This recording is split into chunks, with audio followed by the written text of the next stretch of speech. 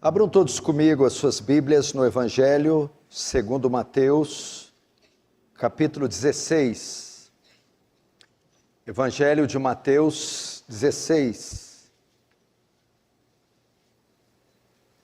Brilho. Mateus capítulo 16.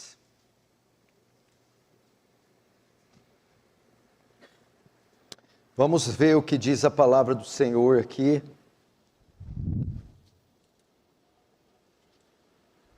No Evangelho, segundo o relato de Mateus 16, verso 26. Diz assim: pois que aproveita o homem se ganhar o mundo inteiro e perder a sua alma? O que dará o homem em troca da sua alma? Deixa aberto aí. Queridos irmãos, vai regulando enquanto eu falo, João. Hoje eu subi aqui para falar a vocês com uma só preocupação: com a alma de vocês, com a eternidade de vocês, com onde vocês vão passar o resto da vida de vocês. O texto de Jesus é muito claro, muito enfático e muito confrontador. Ele está falando com os seus discípulos, está falando sobre negar a si mesmo, tomar a cruz, segui-lo, negar suas vontades, negar seus direitos, negar seus desejos, negar seus prazeres, pois é nisso que consiste a vida cristã, a fé cristã. Ele diz que quem ganhar a sua vida, perdê-la. E quem por amor dele perder a sua vida, acha-la. E ele vai dizer para eles, ele vai usar um argumento, para aqueles que não estão convencidos de deixar tudo. Ele vai dizer: mas que adianta o homem ganhar o mundo inteiro e perder a sua alma? O que adianta ele ter sucesso aqui, ter fama aqui, ele conquistar tudo que ele deseja aqui, ele ter toda a beleza que ele deseja, todo o dinheiro, experimentar todo tipo de prazer, satisfazer todos os seus desejos, e no final da vida, perder a sua alma, ou seja, ser condenado. Estamos vivendo em um mundo, em um tempo, em que as pessoas estão trabalhando de dia e de noite para ganhar o mundo, para conquistar o mundo. Vivemos um tempo de um descontentamento enorme. As pessoas não estão satisfeitas com nada. Elas querem sempre o melhor carro, a melhor casa, o melhor corpo, o melhor marido, a melhor esposa, a melhor viagem. Querem satisfazer seus desejos a qualquer custo. Querem ganhar o mundo, mas não sabem que estão perdendo as suas almas. Que as suas almas estão perdidas. Que elas estão condenadas. E o que me espanta é que elas não estão preocupadas com isso.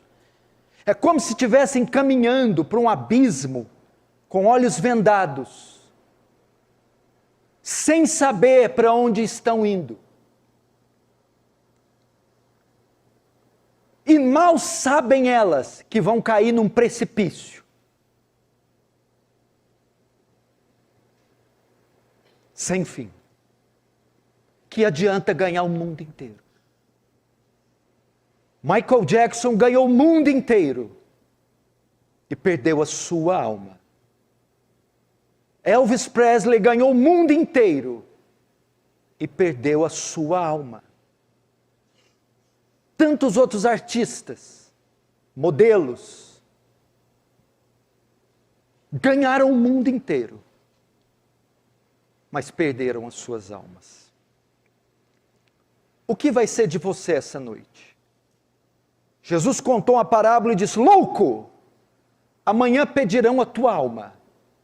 O que tens preparado? Para quem será?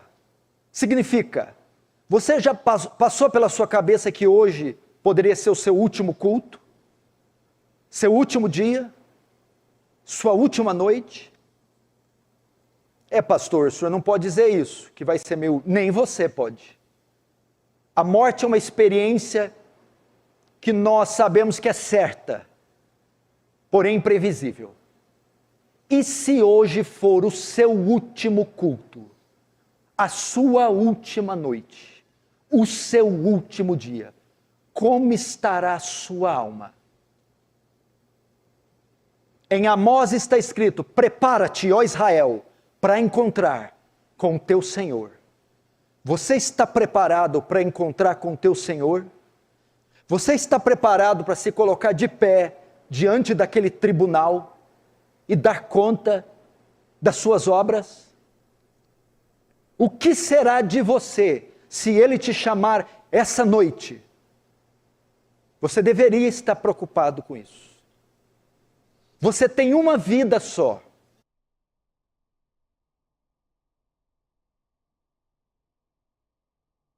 Deveria se preocupar com o que fazer dela e tirar um pouco dos olhos dessa vida, porque ela passa.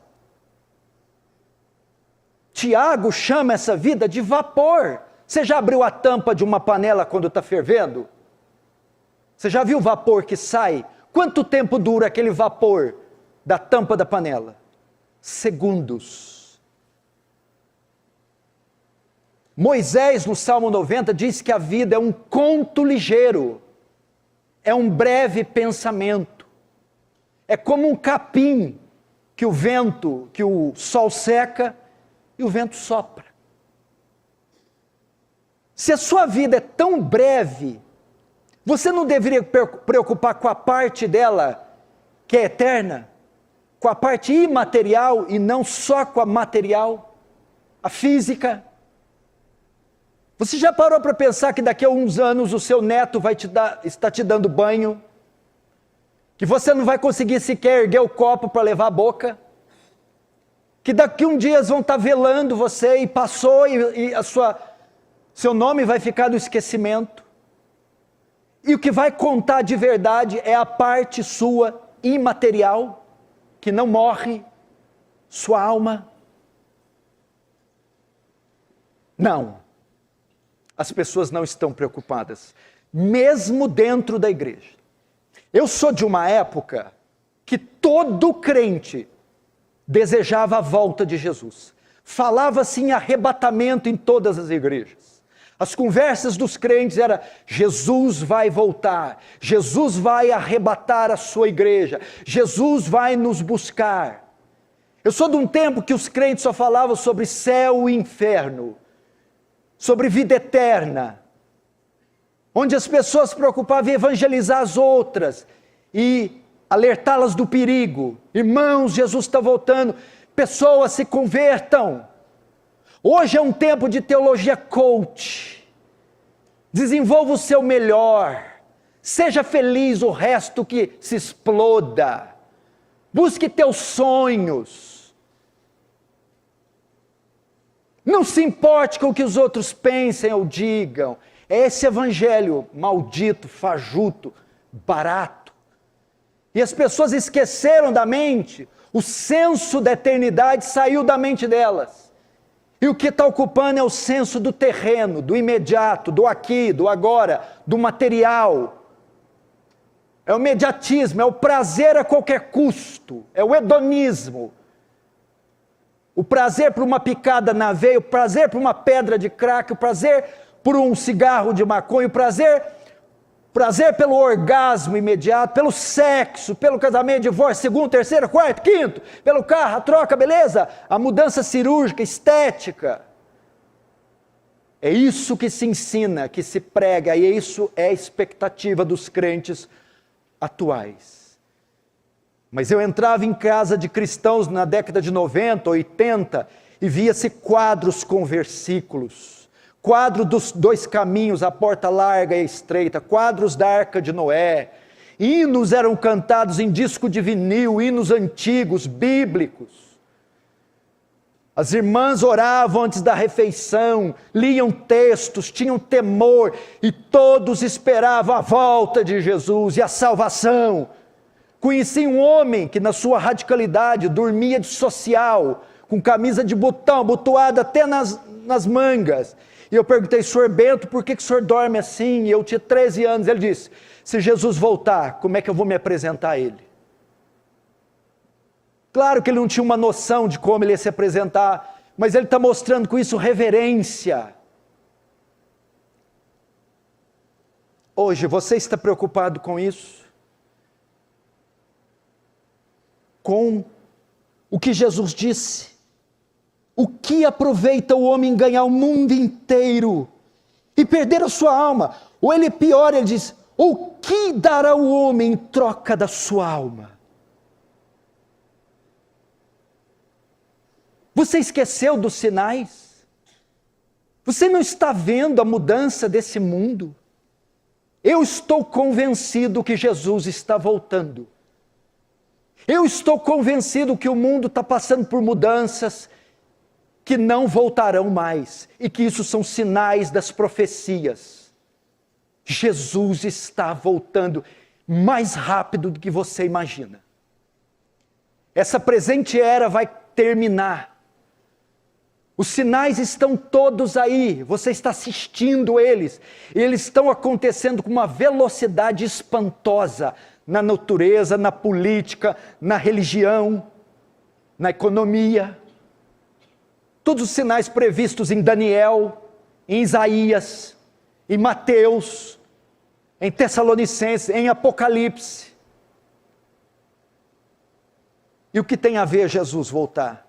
A volta de Jesus é a redenção das coisas. Juízo para os ímpios, redenção dos justos, a consumação dos séculos. O que vai adiantar todo esse tempo gasto nisso que você está gastando? Quando Jesus voltar. Que vai adiantar o seu coração estar aplicado onde está aplicado dessa forma? Se Jesus está às vésperas. Seria tolice. Não seria tolice alguém gastar o seu dinheiro comprando um Cadillac, sabendo que daqui 20 horas viria um dilúvio varrendo a terra. Ele deveria estar preocupado em subir numa montanha alta, comprar um colete, ou se tivesse a arca na época de Noé, entrar na arca. Pois os irmãos estão assim. Os primeiros pingos do dilúvio começam a cair. E eles estão na praia jogando frescobol. Mal sabem que uma onda de 200 pés está vindo e vai devastar todos que estão na praia. Quando fizeram o anúncio da pandemia do coronavírus, o que as pessoas fizeram? Se trancaram em casa, compraram álcool gel, compraram máscaras, se protegeram, porque sabia que uma epidemia, uma pandemia estava alastrando o mundo inteiro e devastando todo mundo. Se alguém fosse pego, ou se alguém desprotegido fosse se aglomerar, chamariam-lhe de louco, não é isso? A mesma coisa. O Senhor está anunciando a nós. O céu já está trovejando a sua ira. Ele está anunciando o seu retorno. A igreja devia estar se preparando para isso.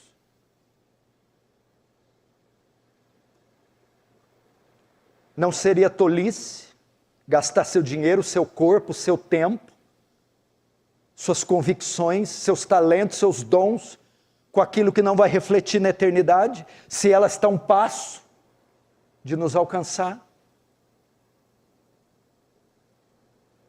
Como está a sua vida?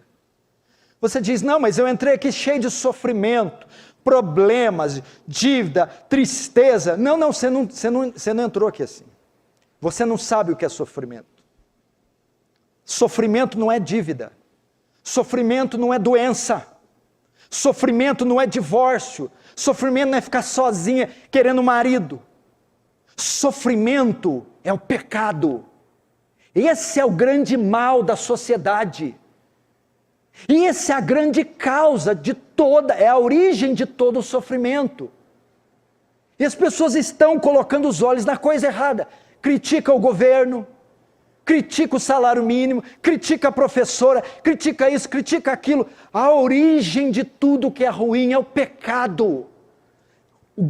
O seu grande problema essa noite é o pecado.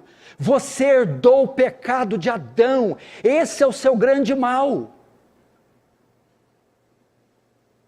Você precisa abrir seus olhos para isso. A palavra pecado no grego quer dizer hamartia, quer dizer perda da marca ou errar o alvo. Nós erramos o alvo, nós estamos aquém daquilo que Deus determinou. Nós erramos, nós não conseguimos acertar com Deus.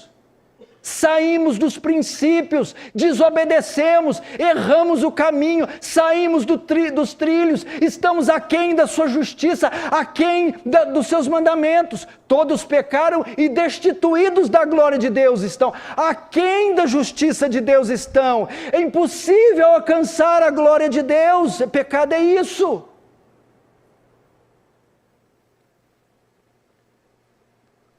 Nós erramos o caminho. Erramos o alvo, falhamos em cumprir sua lei, em obedecê-lo, em andar debaixo do seu elevado padrão. E quais as consequências do pecado?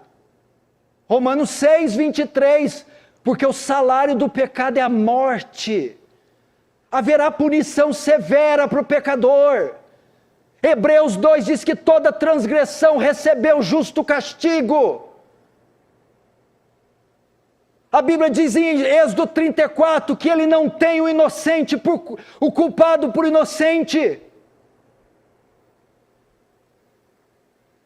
Que do céu manifesta sua ira contra a impiedade dos homens. E esse é o nosso problema, é o pecado. Ele nos afastou de Deus. E por que o pecado é tão grave? Por causa da sua santidade. Deus não é como nós, Salmo 50. Deus é santo. Santidade fala de duas coisas. Primeiro, da impecabilidade de Deus. Não há mancha em Deus, não há erro em Deus. Deus é puro, intensamente puro, livre de mancha, mácula, iniquidade ou pecado. Deus não pode pecar. Ele é puro. Abacuque 1,13 diz, tu é tão puro de olhos que não pode contemplar o mal, não pode, ele tem aversão ao impuro, aversão ao mal.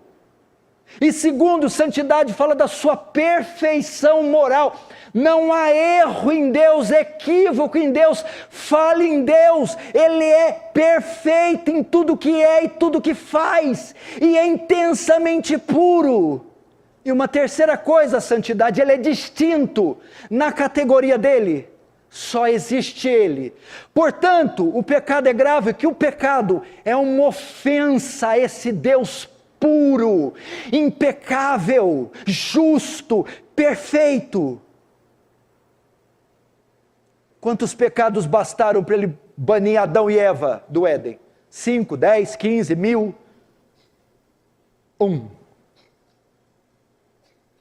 Porque ele não pode contemplar o mal. Por isso que o pecado é um horror. Porque Deus é imensamente puro, impecável. E por que o pecado é um horror? Por causa do segundo atributo, da sua justiça. O que é a justiça de Deus? É retribuir cada um segundo o que é digno. A justiça de Deus não pode ficar neutra quanto ao pecado. É uma justiça retributiva. Ele tem que retribuir o pecado como? Punindo ele. Fala da excelência moral de Deus, ele é justo, ele não pode fazer vista grossa ao pecado, não pode ser neutro ao pecado, parcial ao pecado, ele tem que punir o pecado, a justiça dele demanda que ele puna o pecado.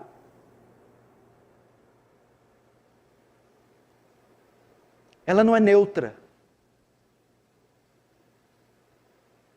Ela não é como a nossa Suprema Corte. Ela é digna da mais alta honra. Por isso ele tem que punir. E quem ele vai punir? Romanos 3, 23. Todos pecaram. Todos. Todos inclui quem? Eu. Você. Todos os homens. Esse dia está chegando.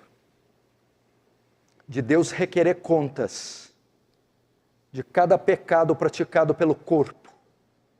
Seremos julgados por ações, palavras, pensamentos e omissões. O que você fez, o que você falou, o que você pensou e o que você deixou de fazer. O julgamento vai passar por essas 4 fases. Você já parou para pensar? Existe um livro, Malaquias 3 diz, que chama livro memorial. Ele vai ser aberto no dia do juízo. É o livro dos registros de Deus. Toda a nossa vida vai estar registrada. Nossos atos, palavras, pensamentos, omissões. Esses livros vão se abrir e vão ser escancarados diante do tribunal. As nossas obras ocultas serão todas reveladas. Ninguém vai poder esconder nada do justo juiz. Porque a Bíblia diz que todas as coisas estão nuas e patentes diante daquele que temos que tratar. Nada está oculto a Deus. E estes livros dos registros serão todos abertos e folheados naquele dia. Se nós não chegarmos naquele tribunal com o nosso advogado de defesa, seremos condenados.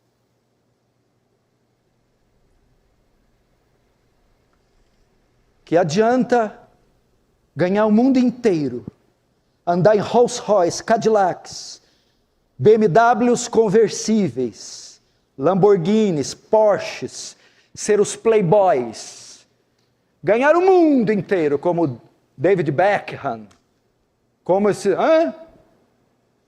E a sua alma está falida, pútrida, podre, carcomida, caiada. O que adianta? Você não deveria se preocupar com ela? Paulo em 2 Coríntios 13, 5 diz assim: examine-se para saber se você está na fé. O que esse texto quer dizer? Faça uma avaliação para saber se você é salvo.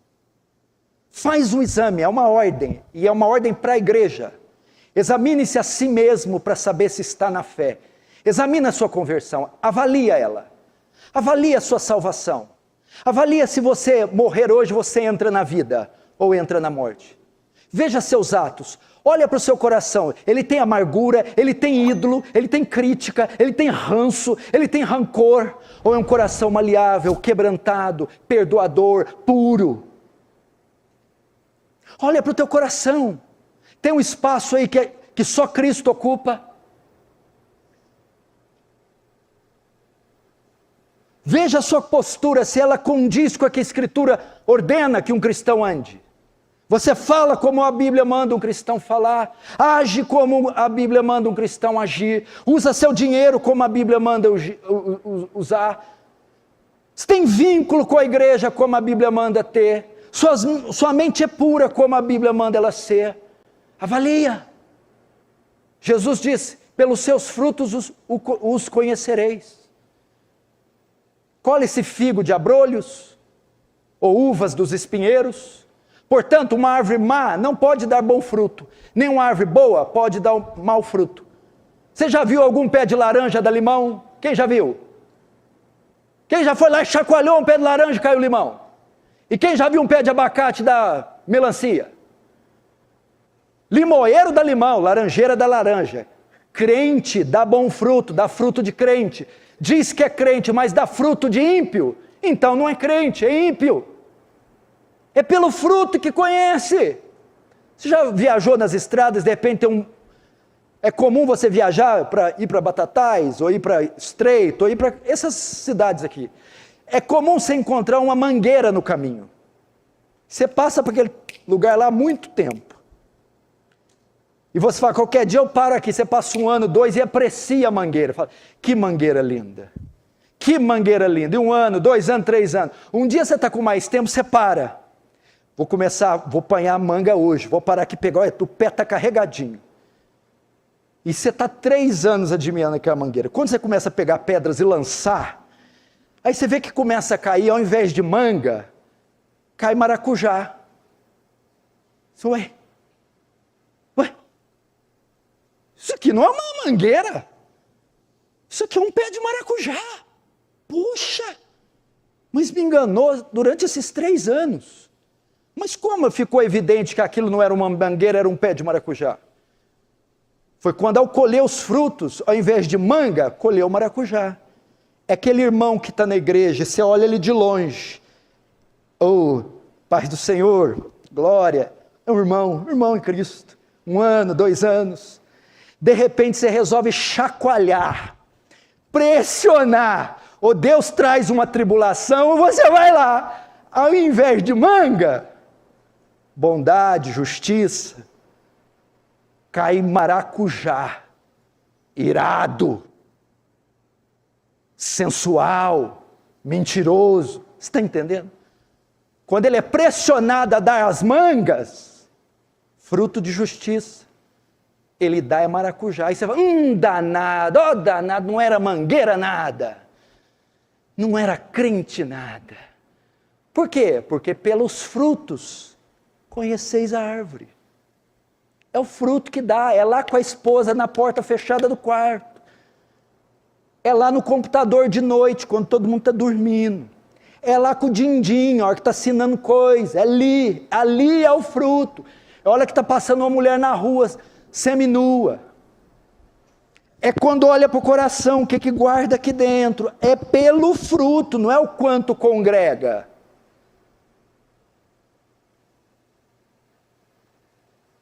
Eu lembro de um pastor antigo que falava para mim, crente você conhece quando a cadeira cai no pé. Sabe quando a cadeira de madeira rústica cai no dedão? Tim! Ali você vai saber se ele é crente ou não. É o que eu estou dizendo.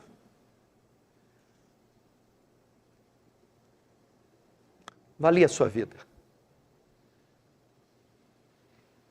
Eu vou ajudar você, essa mensagem ficar mais confortável. Talvez não era a mensagem que você queria ouvir, talvez você está irritado. Se eu estivesse falando da cor do seu carro, eu daria razão para você. Se eu estivesse falando do babadinho do seu vestido, que você vai decidir que cor que é, se é de linho, se é de seda, você tinha razão. Se fosse do financiamento da casa, tudo bem. Mas eu não estou tratando disso. Eu estou tratando da coisa mais valiosa que você tem. Sua alma. E essa vai passar a eternidade, ou no céu, ou no inferno. E pode ser hoje. Não convém então levar a sério essa mensagem?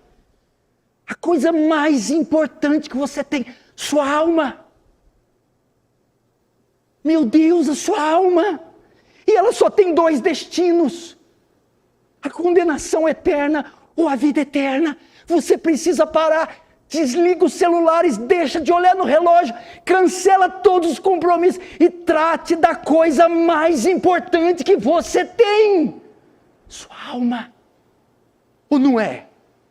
Ou eu fiquei doido? Será que eu estou louco?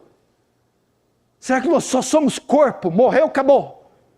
Paulo diz, se não há ressurreição, comemos e bebamos, que amanhã morreremos.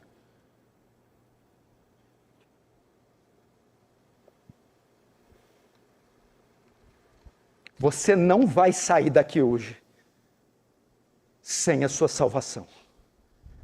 Eu sei que tem gente sentada aqui que não é salva. É claro que não é. E talvez você que não é, saiba que não é. Vai ficar relutando até quando? Será que Deus não marcou este culto hoje? Inusitado, imprevisto, imprevisível, para tratar da sua alma, da sua. Não para te condenar, mas para te salvar. Como se dá a salvação? Abre comigo lá em João 3. João capítulo 3.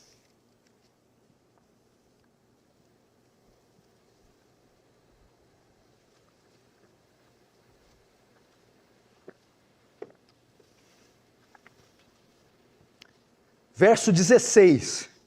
Diz assim: porque Deus amou o mundo de tal maneira que deu seu Filho unigênito, para que todo o que nele crê não pereça, mas tenha a vida eterna. Lutero chamou João 3,16 de mini evangelho. Todo o evangelho está contido nesse versículo. Pastor, como um homem pode ser salvo? O senhor mostrou a enfermidade, agora mostra a cura. Eu mostrei a doença, agora eu quero mostrar o remédio. Tem alguém dentre nós aqui que está interessado em sua alma? Que enquanto eu falava, abriu o coração e disse: eu não quero sair daqui sem passar da morte para a vida. Eu não quero sair daqui sem o perdão dos meus pecados. Você vai pegar um pouco a sua arrogância, orgulho e prepotência religiosa de 65 anos de crente e vai deixá-la de lado. E como uma criança vai se humilhar aos pés do Salvador, dizendo: eu preciso da cura, não das minhas doenças, mas dos meus pecados. Eu preciso da vida eterna. O texto começa falando do autor da salvação. Quem é o autor da salvação? Qual é a origem da salvação? O texto diz: porque Deus. Começa com Deus. Deus é o autor da salvação. Jonas 2,9 diz: de Deus vem a salvação. É um presente de Deus.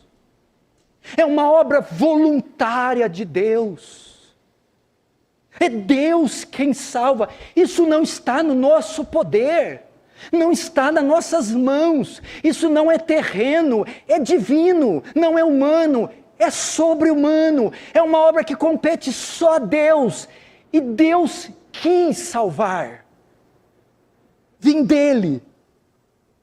Agora, qual a razão da salvação? O autor Deus, a razão, o amor. Porque Deus amou. É o amor de Deus. Deus salva os homens baseado em seu amor. Em seu amor por nós. O que motivou Deus a salvar o homem, ou o que motiva Deus salvar um pecador, é o seu amor que Ele tem pelo pecador. Isso deve nos constranger. Porque Ele diz: Deus amou o mundo. Mundo que tem duas conotações. Primeiro, o mundo fala do sistema. Por que para salvar Ele teve que amar? Porque mundo não fala de pessoas boas. Fala de pessoas más. Ele não salvou anjinhos. Ele salvou víboras. Facínoras.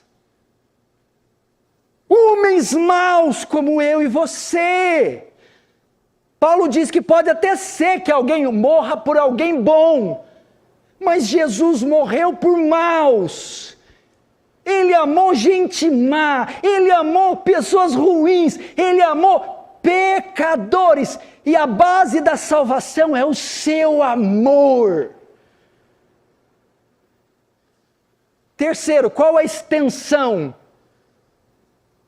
dessa salvação, ou desse amor? Amou o mundo.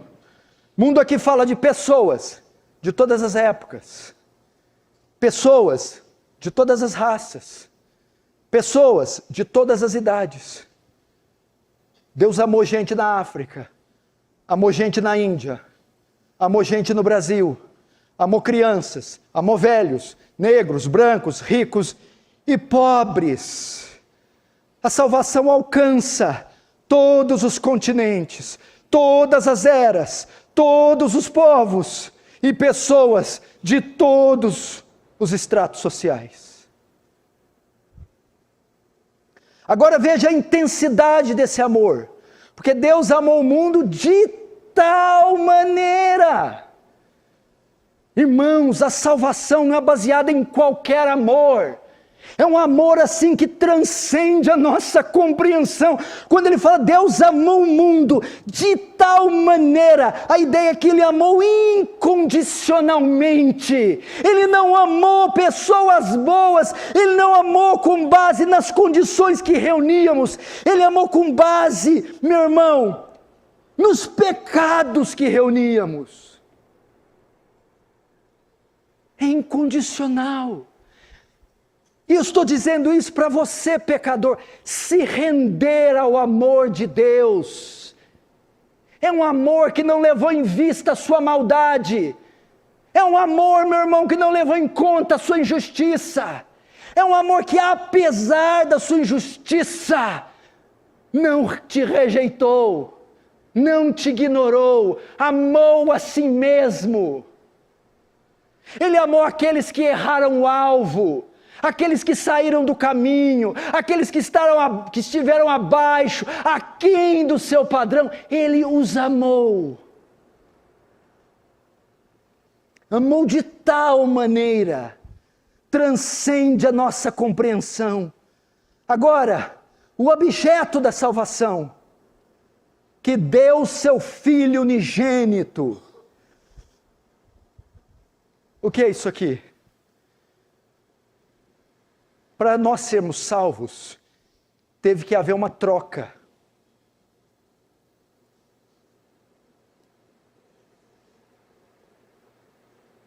Teve que haver um pagamento. Ela é pela graça, mas não foi de graça. E tem um ponto que a salvação pode ser dita que ela é por obra, sim.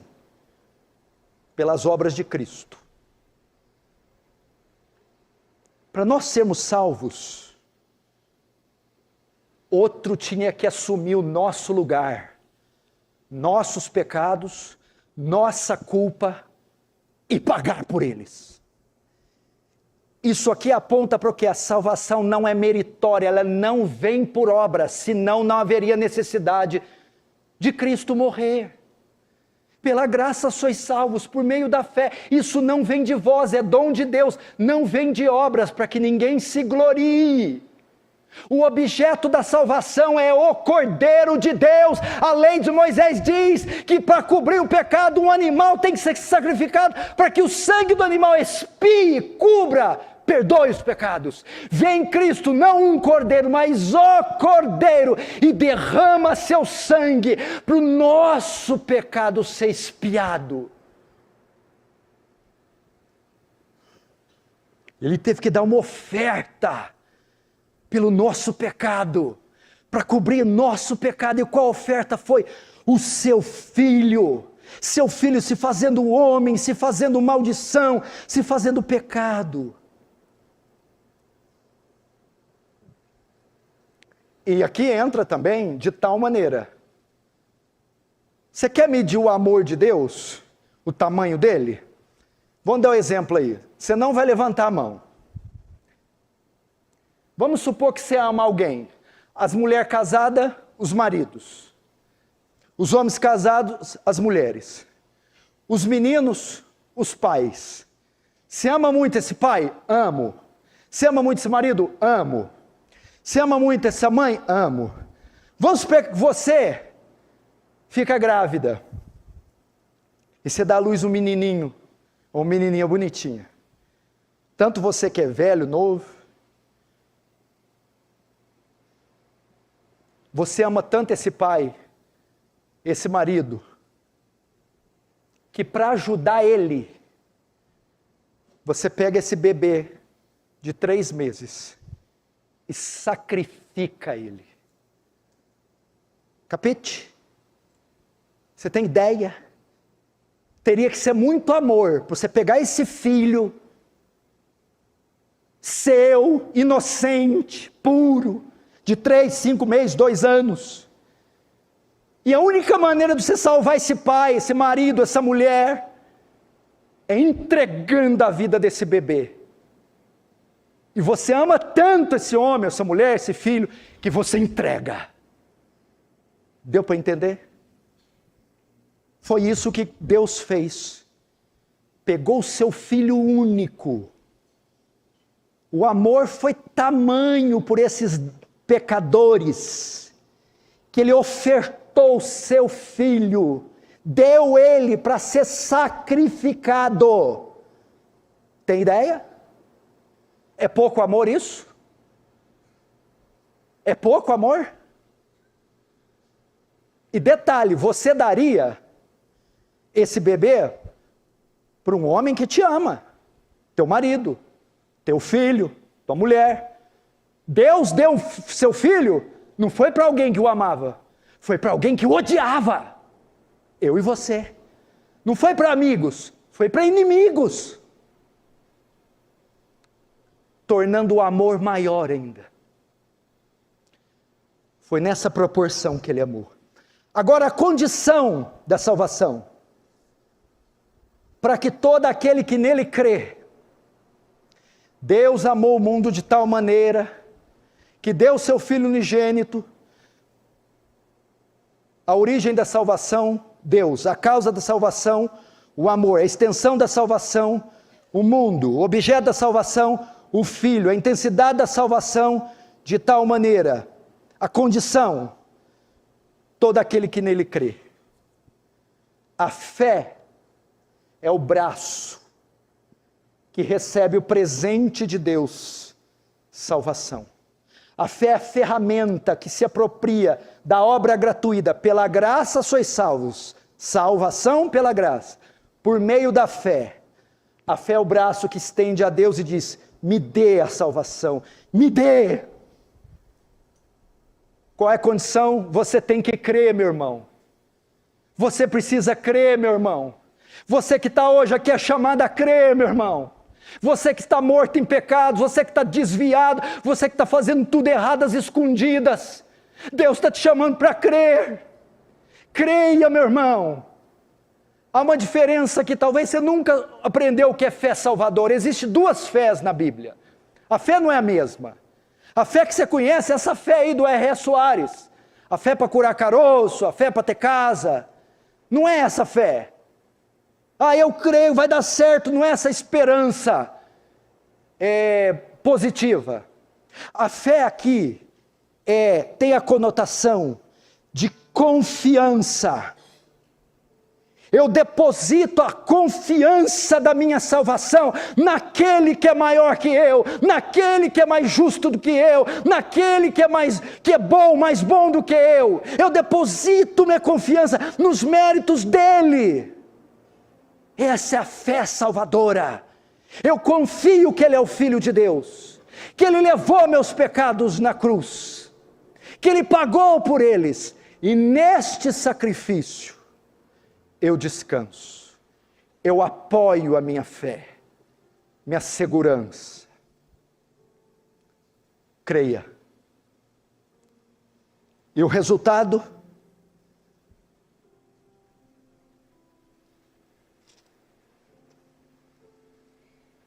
Para aquele que nele crê, não pereça, mas tenha a vida eterna. Misericórdia e graça. Para aquele que crê, não pereça. Não receba o que merece, o castigo.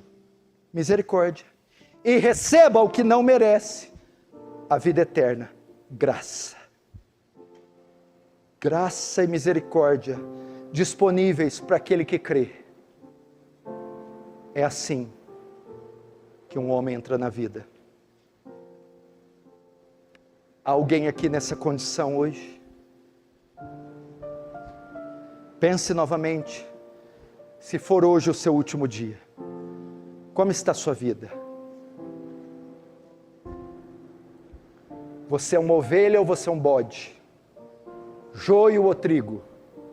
Virgem nécia ou virgem prudente? Eu não estou dizendo quantos anos você já batizou, quais igrejas você passou, não é nada disso. Você é uma nova criatura, você nasceu de novo, foi regenerado, o Espírito Santo habita em você.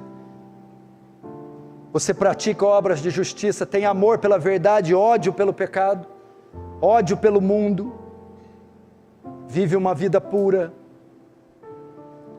Se você entrou aqui sem essas características, você não precisa sair sem elas.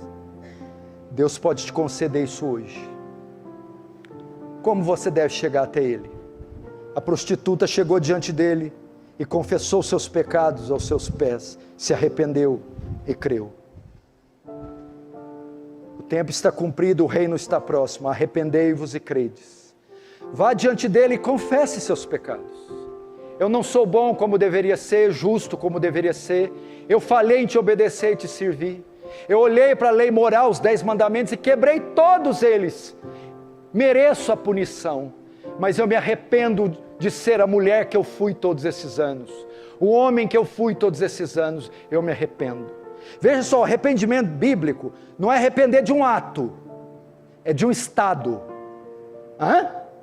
Não é arrepender do que você fez, é arrepender de quem você é.